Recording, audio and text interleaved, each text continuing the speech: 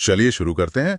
आज हम बात कर रहे हैं Harry Potter and the prisoner of Azkaban पर। हमारे पास इसका एक हिंदी सारांश और समीक्षा है। देखते हैं इस स्रोत में क्या खास है। ये तीसरी किताब है और कहते हैं कि ये सीरीज में एक अहम मोड़ लाती है। हाँ बिल्कुल, एक बड़ा बदलाव आता है यहाँ से। तो स्रोत के हिसाब से कहानी शुरू होती है हैरी के वापस हॉगवर्ट्स जाने से, और साथ ही वो अज़्काबान से भागा हुआ कैदी है ना सीरियस ब्लैक, उसका खतरा मंडरा रहा है। हाँ, और शुरू में तो सबको यही लगता है कि ब्लैक हैरी को मारना चाहता है। बिल्कुल। और जो बात स्रोत में खास बताई गई है वो ये कि ये किताब पहले दो से ज्यादा गहरी है भावनात्मक रूप से।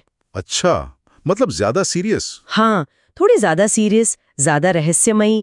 इसमें वो डिमेंटर्स जैसे नए अंधेरे तत्व हैं। ओ हाँ, डिमेंटर्स, वो तो काफी डरावने थे, जो खुशी चूस लेते हैं। बिल्कुल, तो उनका आना और फिर सीरियस ब्लैक वाला थ्रेट, ये सब मिलकर कहानी को एक गंभीर टोन देते हैं। और स्रोत में कुछ और नई चीजों का भी जिक्र है ना, जैसे वो टाइम टर्नर। हाँ, टाइम टर्नर और हिपोग्रिफ, बकबीक। बकबीक, हाँ। स्रोत कहता है कि ये सब कहानी को और रोमांचक बनाते हैं। बिल्कुल, और वो टाइम टर्नर का इस्तेमाल, क्या क्लाइमैक्स था। सही कहा। और मेरे ख्याल से जो सबसे बड़ा ट्विस्ट है वो है सीरियस ब्लैक की सच्चाई। हाँ, ये तो मतलब पूरा गेम चेंजर था, है ना।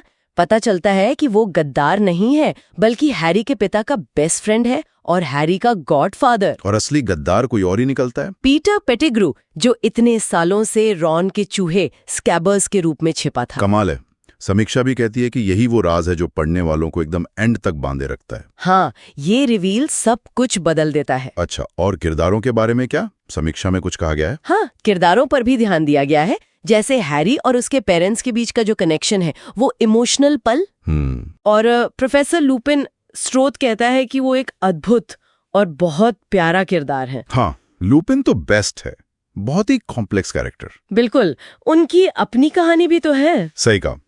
पूरी सीरीज के लिहाज से देखें तो स्रोत ने इस किताब को 5 स्टार दिए हैं। Star star star star star. हाँ, और जेके रॉलिंग की राइटिंग की भी तारीफ है। कहा गया है कि इसमें जादू तो है ही, पर साथ में एक मैच्योरिटी भी दिखती है कहानी में, किरदारों में।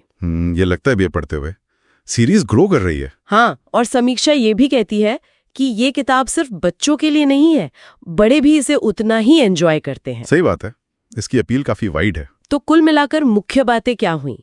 गहरा रहस्य, इमोशनल कनेक्शन, हाँ, और वो नए जादुई एलिमेंट्स जैसे डिमेंटर्स, टाइम टर्नर, और सबसे बड़ा वो किरदारों के बारे में चौंकाने वाले खुलासे, सीरियस ब्लैक और पीटर पेटिग्रू वाला। हाँ, ये सब मिलकर इसे एक खास किताब बनाते हैं, ज्यादा मैच्योर।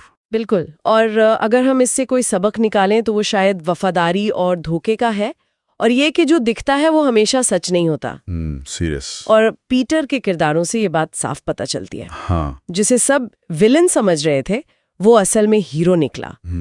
और जिसे मरा हुआ मान लिया था, वही असली विलन था। ये वाकई कहानी की गहराई है। सही। और सुनने वालों के लिए एक सोचने वाली बात छोड़ जाते हैं, जैसे इस कहानी में किरदारों को लेकर शुरुआती धारणाएं गलत साबित हुई। क्या असल जिंदगी में भी ऐसा नहीं होता? हम कितनी बार किसी इंसान या हालात को देखकर पहली बार में ही कोई राय बना लेते हैं, जो बाद में शायद अधूरी या गलत निकलती है। हाँ, ये सोचने वाली बात है। पहली राय पे कितना भरोसा करना चाहिए?